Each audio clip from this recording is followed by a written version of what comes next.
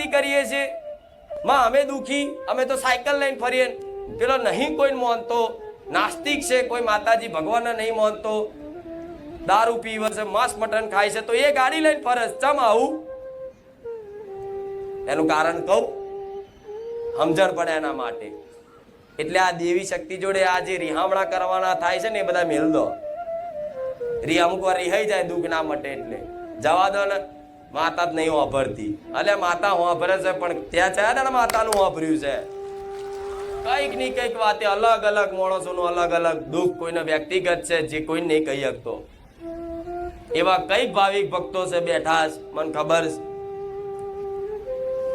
જે દુઃખ તમે કોઈ ના કહી શકતા હોય ને, તમે કોઈને વાત ના કરી શકતા, અંદર અંદર મૂંઝાતા હોય કે હું શું કરું માં, હું ફસાયો છું, હું ફસાઈ છું, આમ તેમ, તો તમારે એવી ચિંતા નહીં કરવી. કોઈ હોંભરતું નહીં, હું રોમવારી મેલડી બેઠી છું.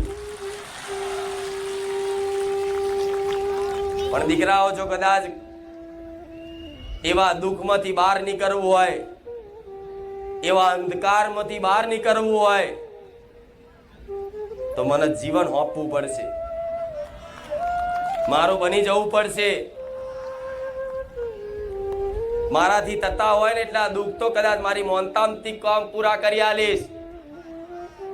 અને કદાચ 2 4 5 6 7 કામ કદાચ મોનતાથી કરી આલું, અને